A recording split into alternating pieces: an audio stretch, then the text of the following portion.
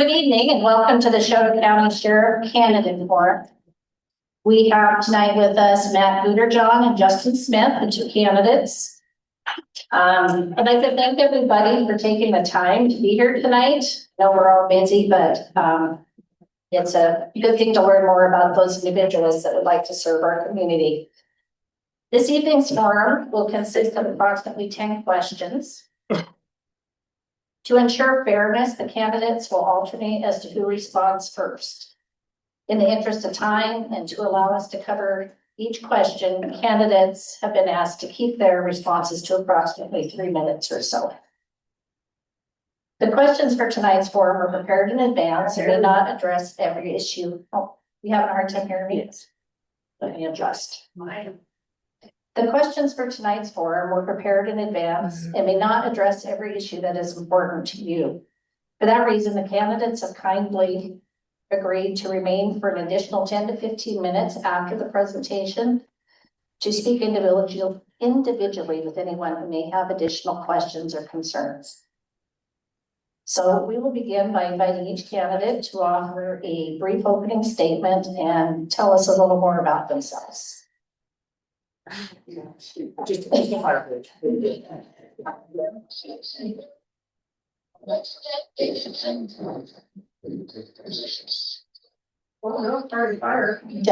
like to begin? Yep. Good here. Or do we need to listen to what's happening? That's all right. Okay.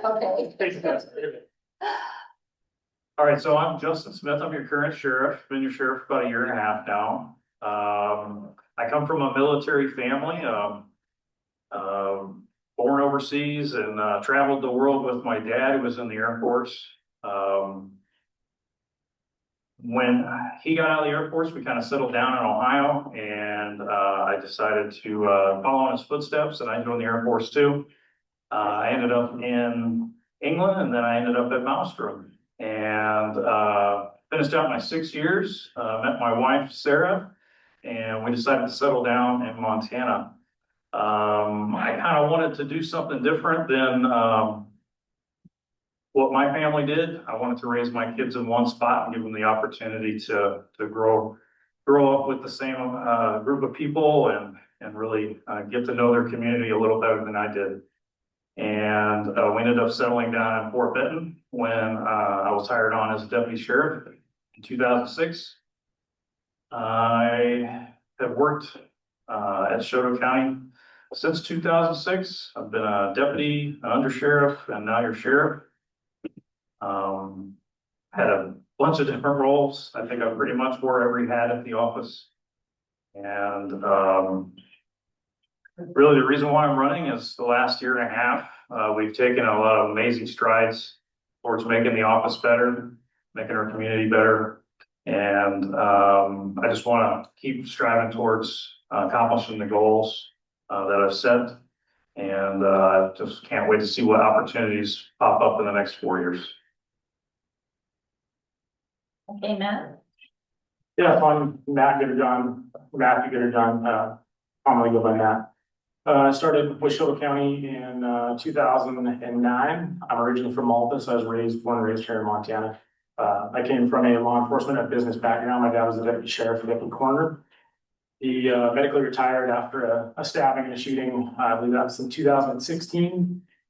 So I grew up around law enforcement. I've had the opportunity to be around a number of law enforcement officers. My dad was an academy instructor, defensive tactics instructor. So I've been armed, barred, and handcuffed hundreds of thousands of times since I was, like 6 years old. Like I said, I started here in Chouteau County in 2009. I was hired by Sheriff Vern Burdick. I've worked every role within the sheriff's office as a deputy sheriff, deputy coroner, ran all of our community policing programs, all of our school programs.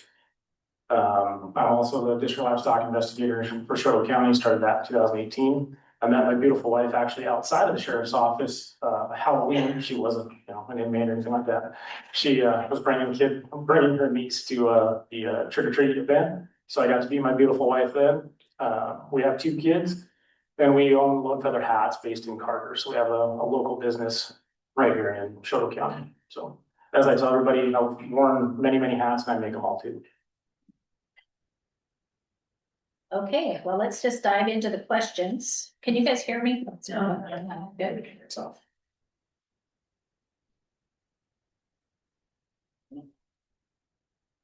How about now? What happened?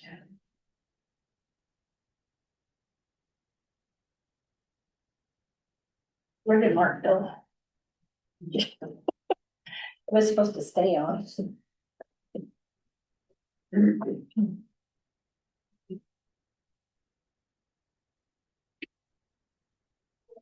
Sounds like it's working. There it goes. Okay.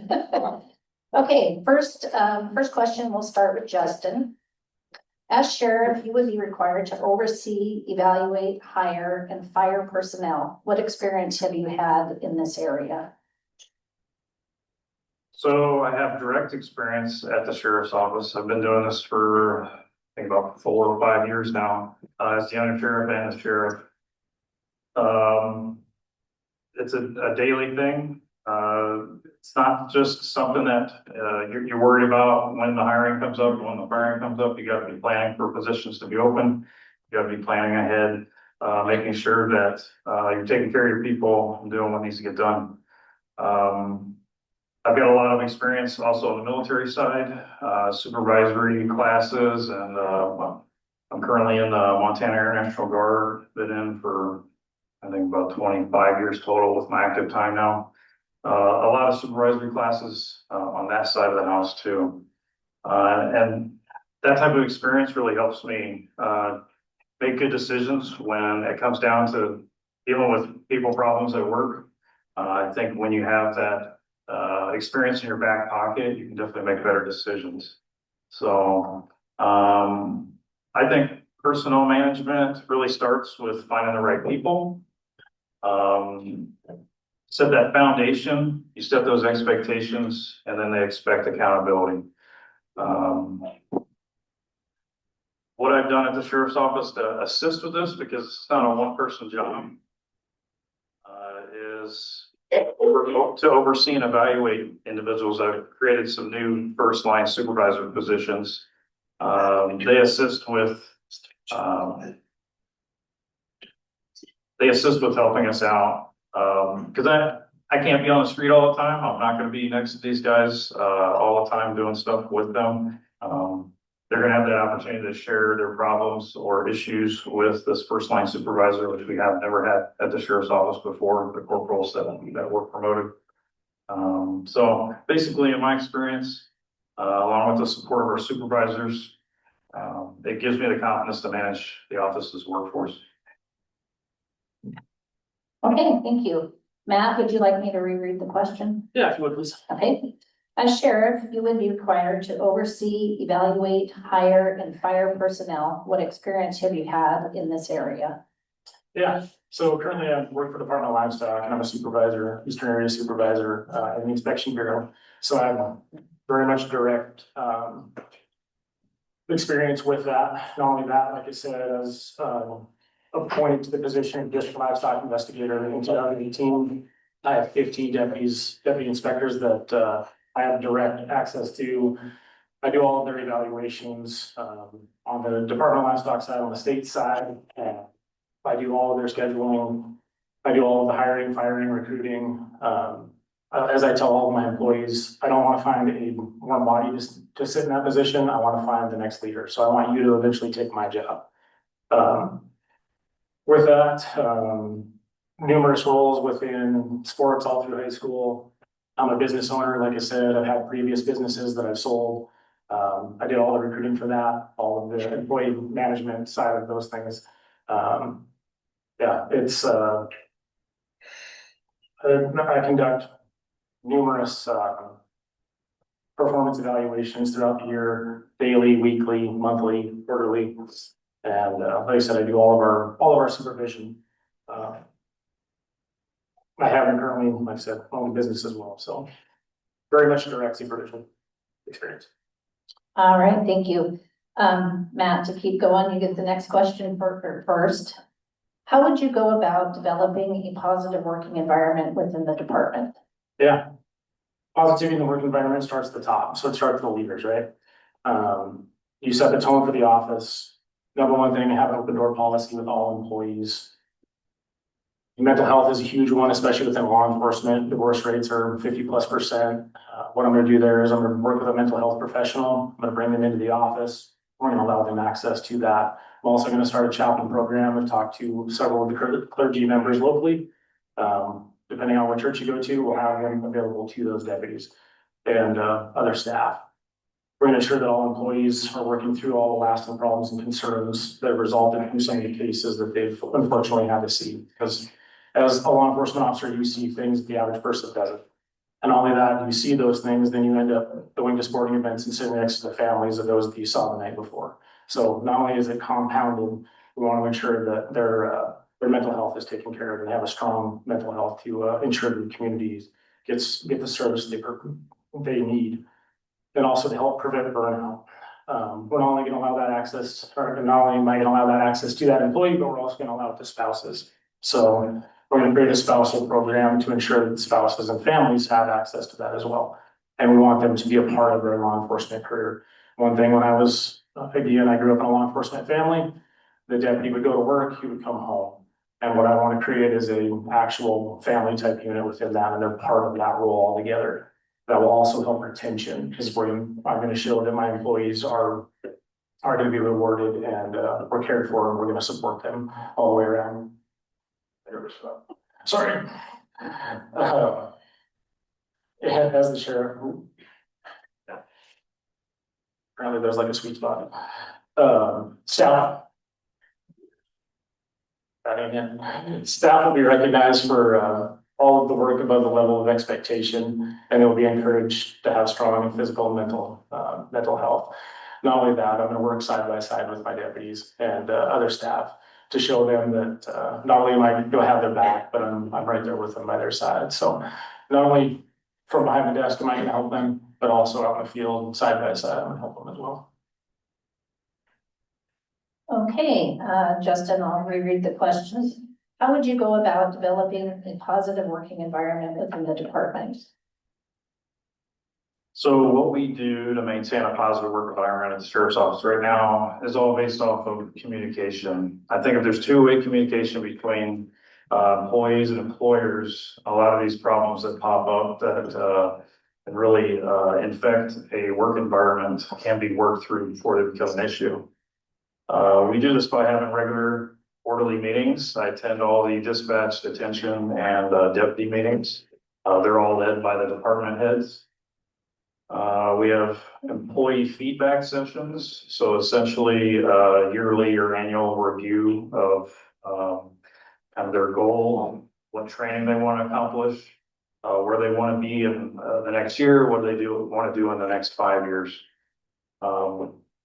And then we also make sure that we recognize excellence as far as promotions, accomplishments in training, things like that. I think those are very important to keep a good working environment. And I think what bonds us all together is having that that kind of knowledge and understanding that we do something real special for the public. And the services we provide is something that not everybody is up to the task. And when you find the right people, you want to keep them.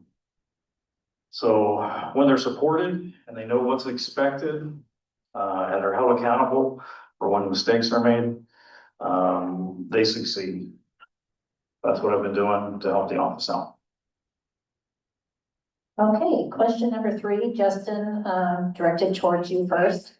What would you do if you witnessed a member of your department using excess force or breaking the law? So obviously I would step in. That type of conduct is unacceptable, but I would expect that of any of my supervisors or employees. Of course, based on the situation, because that's a pretty wide, excessive force breaking the law, it's a pretty wide scope. Based on the situation, they would receive formal discipline, all the way up to termination or criminal charges. What we do to kind of head this off is we make sure that everybody understands the law enforcement code of ethics. We go through we review the peace officer standards and training decertification list every year. to make sure people understand what type of conduct can get them, removed from their job. Violations of law or policy are just absolutely unacceptable. So, and something that I've done to assist in investigating, because there's a lot of times where, I might not be on scene or there isn't a supervisor on scene, but there is an accusation made. We do have jail cameras. This was something that myself and Vern worked together on, getting the jail up and running with, I believe we've got 25 cameras in the facility now. So that cut down on an amazing amount of complaints. And I also initiated last January body cameras on all the deputies. So whenever they're interacting with individuals on the street, they should have a body camera running. And that way, if any type of illegal activity or any type of accusation is made, we can investigate it and get on top of it. So essentially, if a situation like that occurs, you can trust that we're handling it appropriately. Okay, Matt, same question. What would you do if you witnessed a member of your department using excess force or breaking the law? Yeah, again, that's a pretty wide range, but I have firsthand experience and firsthand knowledge in this. I actually reported a couple different situations immediately to the sheriff and undersheriff at the time. And in the one case, the employee was actually terminated. There was criminal charges brought against them, and I testified in the trial against that employee. They ultimately lost their post certification and no longer allowed to work in law enforcement. Second case was somewhat similar. Reported a situation to the sheriff and undersheriff. Similar accusations occurred. That employee ultimately chose to resign in lieu of additional or further extensive charges. But if witness, of course, there's going to be an investigation. We're going to review all of that on the excessive force side of things. I'm going to have a use of force board. Any use of force that is committed by a deputy, anything from drawing a taser, pepper spray, firearms, hand to hand, whatever. It's going to go to a review board that will be reviewed and ensure that there is no excessive force or it meets that level of necessary force. So. Okay, question number 4, Matt first. Describe a time you had to deal with an uncooperative person. Oh man, we're talking law enforcement. That's like daily. I can't. That's a pretty broad question. Numerous come to mind off the top of my head. As of late, just use a recent one, I guess. Issued some citations to an individual for a livestock investigation. Lots of screaming, yelling, cursing, swearing. Number one thing you do is just try to keep them calm, speak to them like an individual, explain the situation, and ensure that they understand where you're coming from. Show them the law, show them what is, educate them, show them what not to do in the next time. So to further any continue charges or any further issues. So, but yeah, that's a daily occurrence in law enforcement. Sure. Okay, Justin, describe a time you had to deal with an uncooperative person. I don't know if I could count those situations, but yeah, it's something that we deal with every day, and it doesn't matter if it's just a deputy. It could be a detention officer, a dispatcher, whether they're on the phone or in your face. I believe individuals need to stay, the office needs to stay professional, and it's always been my goal to listen to the individual and then try to make a decision. If they don't force your hand where you have to make a decision quickly, try to give them a few minutes to cool off, give you some more information, whether it's useful or not, and make sure that your tone, you're not trying to elevate the situation, you're trying to de-escalate the situation. So I think a lot of times just listening to the person can change the whole picture of everything that goes on. So really, yes, I expect professionalism out of everybody that works at the office, and this is something that we all use. Okay, Justin, to continue, what would you do to establish trust and goodwill between the sheriff's department and the community? So this kind of ties in with the last one, I guess. It comes down to daily contact. This is not something where you just flip a switch and suddenly everybody trusts you. This is something you build up over time. These are all the interactions that you have, good, bad, and different. And it goes across the whole office. I think probably our most visible is our deputies out on the street doing stuff, but our dispatchers handle probably more personal interactions than deputies do on a daily basis. Um, So each interaction is equally important, and making sure that they're being fair, professional, and showing up when they're needed is extremely important. I think another piece of that is making sure that the community is informed on what we're up to. We do this by social media, the news, and actually the Citizens Academy. And I'll put a plug in here if you guys are interested in the Citizens Academy. It starts tomorrow. But anyway, that's gonna go over everything within the sheriff's office. It's an excellent way of learning what we do. So anyway, trust is extremely important and we value it. Okay. Matt, what would you do to establish trust and goodwill between the sheriff's department and the community? Yeah, so actually it's sheriff's office, so because it's an elected position, it's an office versus a department. If it's department, it would be an appointed department head, so I'm not gonna correct you, but sheriff's office.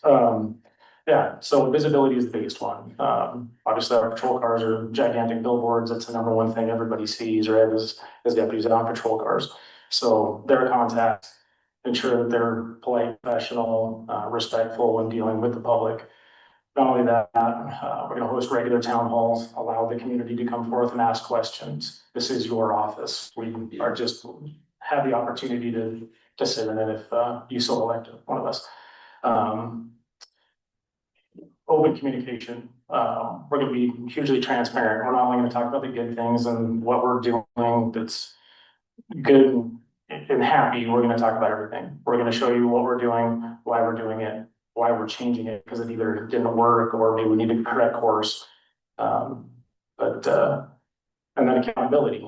We're gonna be accountable to you as the community. We're gonna allow you to ask us questions. Why are we doing this? Why are these situations the way they are?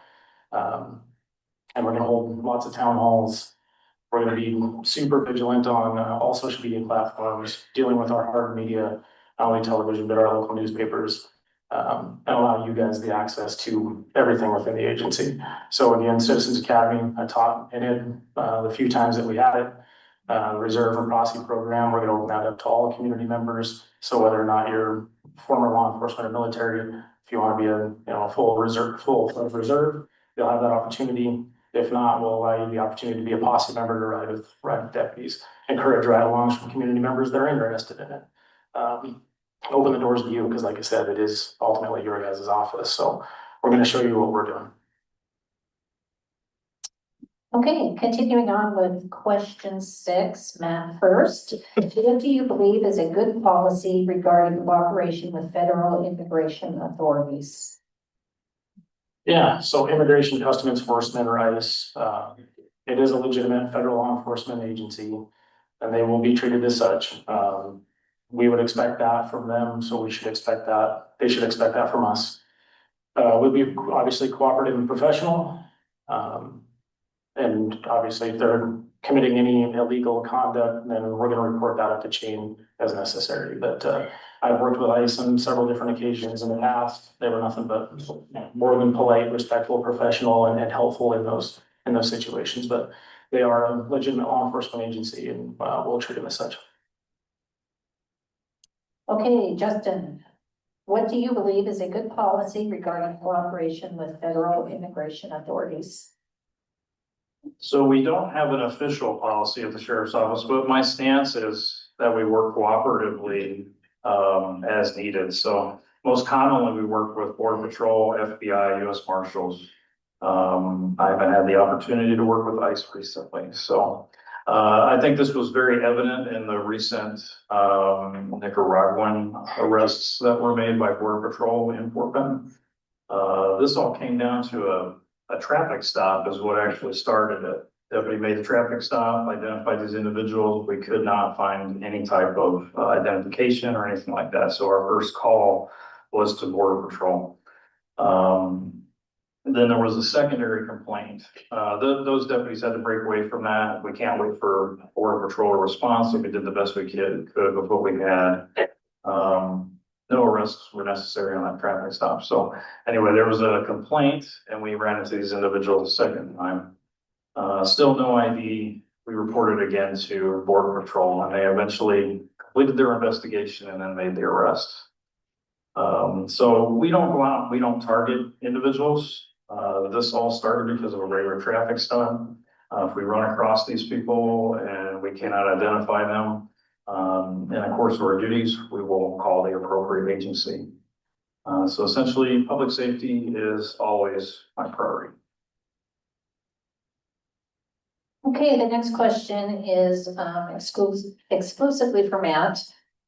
In a candidate profile in the River Press, you spoke of starting a new business. How will you balance running your hat business with the full-time job of running a sheriff's department? Yeah, so my wife and I, we started One Feather Hats in 2023. So I was actually deputy sheriff, deputy coroner at that time. So working rotating shifts and also being a district livestock investigator, obviously was a lot for that. But my plans are, it's still a small business. We started it small for that reason, mostly social media based.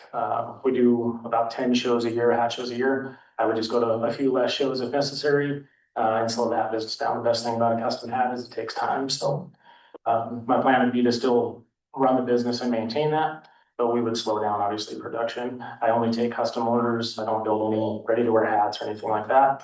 But our business does allow us the opportunity to give back to the community.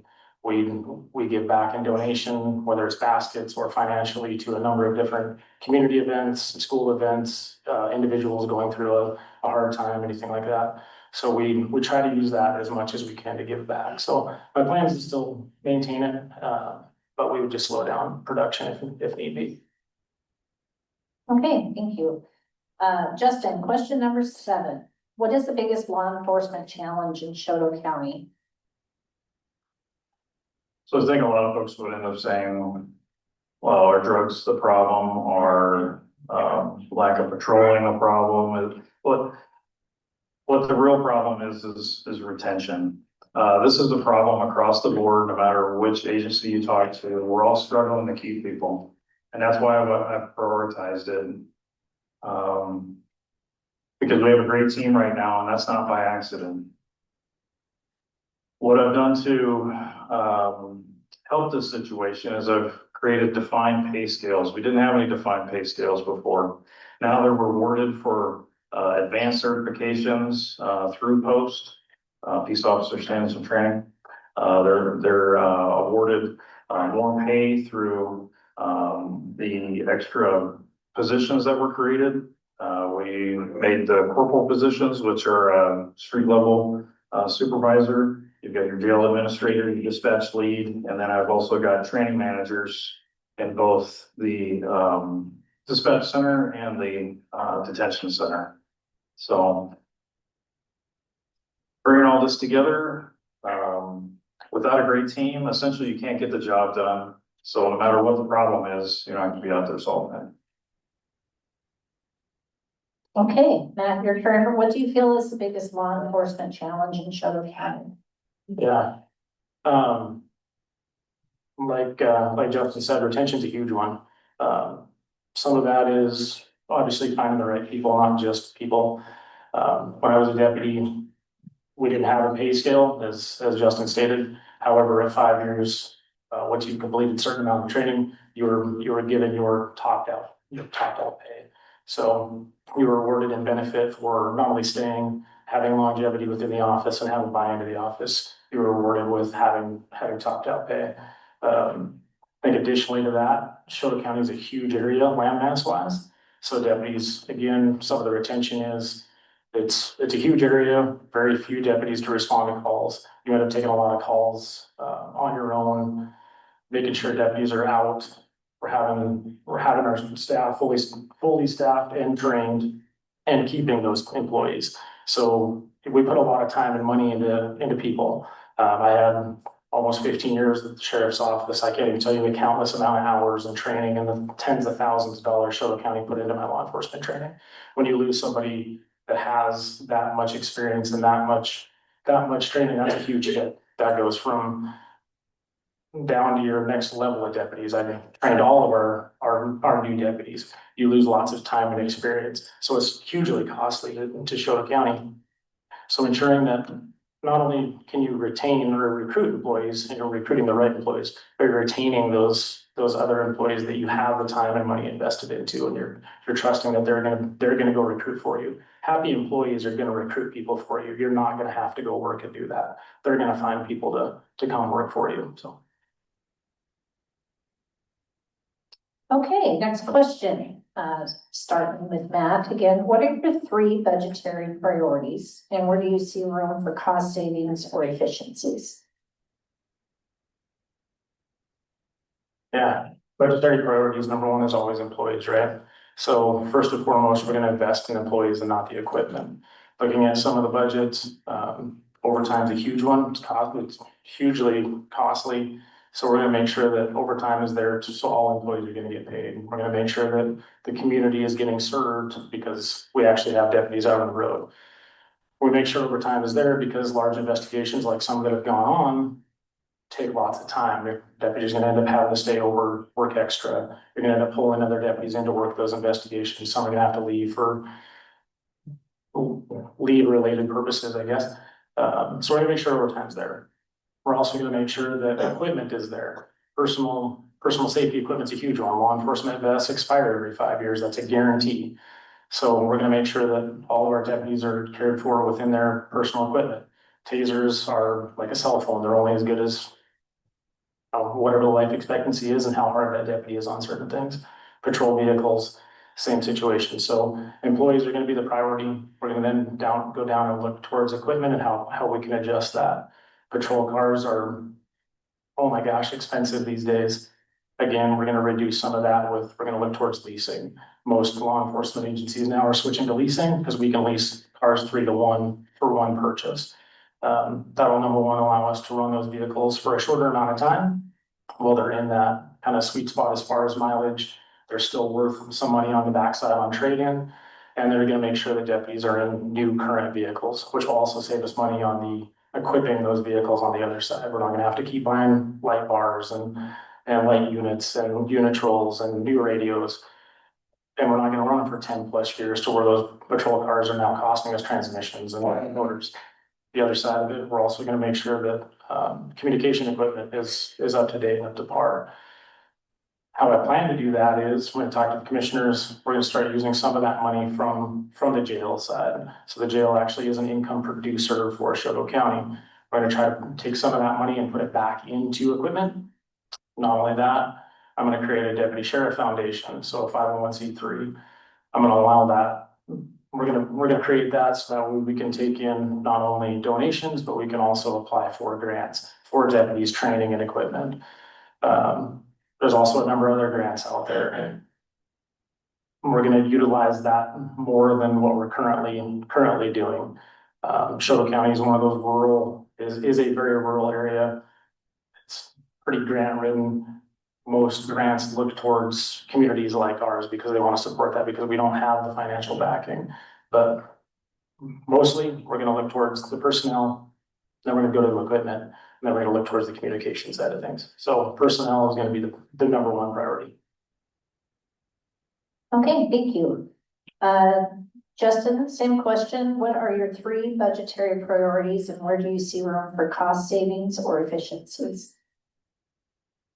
So as of this year, our budget for both detention and law enforcement operations is $2.2 million. Of that 2.2 is personnel accounts for $1.3 million of that. So it's a huge chunk. And the reason why it's a huge chunk is how we get the job done. I feel like it has to remain a priority because our pay needs to stay competitive. To retain these quality people that we have, we need to make sure we're able to pay them. So that's always going to be at the top of my list, making sure that our guys get the competitive pay that they deserve, so we don't lose people to surrounding counties. Next up is training. I think that ties in with retention again. Making sure that we have the money to send people to training, and to pay for the travel costs and all that stuff, because all that stuff adds up. A lot of times you send a person to a $200 class and it costs you $400 for them to be there. Then something that we're doing right now to solve that is we're actually sending people to training classes to become instructors and then come back to the sheriff's office and teach these classes. So we don't have to send everybody away all the time. But not only that, I encourage guys, regardless if they went to a instructor class or not, to come back and share that information. Share it amongst their peers, type up something that they can share with others. I think just having that information is going to save us a lot of money.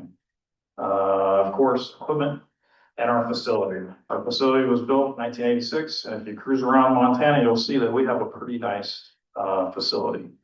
But to keep it that way, we have to stay ahead of repairs. I've been working with DES and the commissioners on our radio systems. I personally went up, I don't know how many times, 3, 4 times up to repeaters last year, helping with changing out antennas and everything else that needed to get done. So, and it's not just us that rely on that, it's also every other service in the county. So fire, EMS, all of them.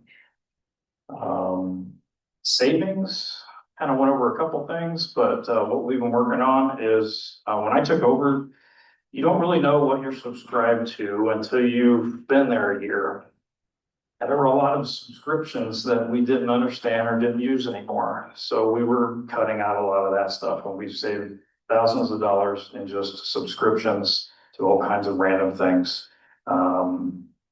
Training stuff, software, stuff like that. So, and then I'll be happy to announce when we eventually get this grant, but we've applied for several grants, been turned down for several. It's a process. You're not going to get everything that you want, but we are in the final stages of a grant that's going to help us get $50,000 to $80,000 a year for the foreseeable future, as long as this exists. And the program started in 2005, so I'm really hoping that this continues. But hopefully we get on this grant, and I can tell you all about it in the next month or so.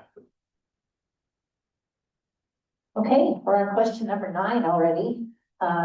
Justin, how do you see the relationship between the sheriff's department and the county commissioners? So I realized this relationship was important back when I was under sheriff. I went across the street and got the mail on a regular basis. Moved around the courthouse and talked with everybody over there. Working with everybody over there includes the commissioners. And at this point in my career, working with the commissioners is extremely important because they control the money.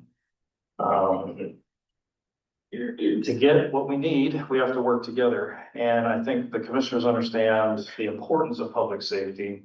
They also understand the cost. And they understand the cost if we don't have what we need. So I like to go over there, regular catching up, sharing of concerns, and planning for future problems. So far, I've had a really good time working with them, and I hope that this continues for the future. Okay, Matt, how do you see the relationship between the sheriff's department and the county commissioners? Yeah, you always want to have a good relationship with the one that controls the checkbook, right? So I've had the opportunity to work directly for the commissioner since 2018 when I became the district livestock investigator. They're the ones that appointed me to that position. So since 2018, I see them on maybe not a weekly basis, but every couple of weeks at minimum, at least, to go in and give them updates. Have a good working relationship with all 3 of them. I've known obviously our commissioner for our area, Clay Reel, for a very long time. But I feel that it's a good. I've had a good working relationship, and I feel like that is very much going to continue. Great. Okay, Matt, what experience do you have outside law enforcement that will enhance your performance as a sheriff? Yeah. So like I said, not only do I have business experience, because believe it or not, the sheriff's office is a business, needs to be run like a business. If we're not growing or falling behind, and like any business, if you fall behind, you're eventually gonna lose it. So not only do I have the business experience side of things, being a deputy coroner for as long as I was, doing all of the aspects within the sheriff's office that I did.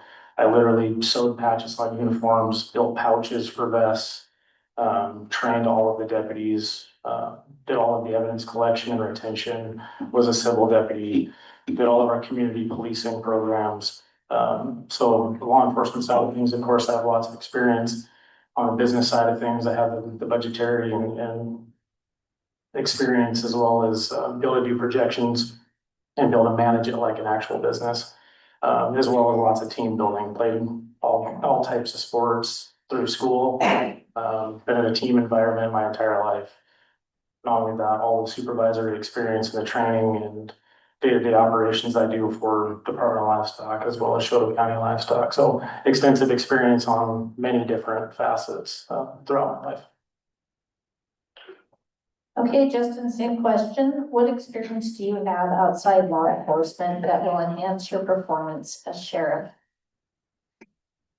So I kind of talked about part of it before, but I've been in the Air Force and the Montana Air National Guard for some time. I've had a lot of unique leadership opportunities within that. I've been on several deployments and led up to 150 person flights of people doing very similar work to what we do now.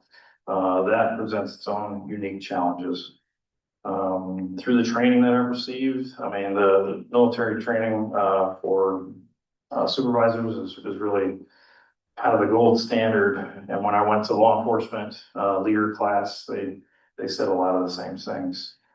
They taught me leadership, accountability, and working under pressure. I gotta say, probably the most useful information I've ever gotten was from just being a husband and a father. I don't know how many times being in a situation in law enforcement, you can relate to somebody a whole lot better when you've been there. So that's stuff that you just can't teach somebody. So I think really that contributes to everything and how I lead today. Great. Okay, so this is the final question slash closing statements. Go ahead and close, your part of the forum, and start with Justin. Why do you feel qualified to be sheriff? To be honest, I've worked every single job at the sheriff's office. There isn't anything that anybody could tell me. When there's questions to be asked, I'm the one that has to answer them. And trying to pass that knowledge on has been quite a task. But every additional task that I've taken, I've always tried to make it better. No matter what I was doing as a deputy, as a supervisor, I've always tried to make whatever program I was in charge of, whatever I was doing better. And that's what I'm doing right now. And I just really want to have the opportunity to continue seeing my vision move forward with the individuals that I have.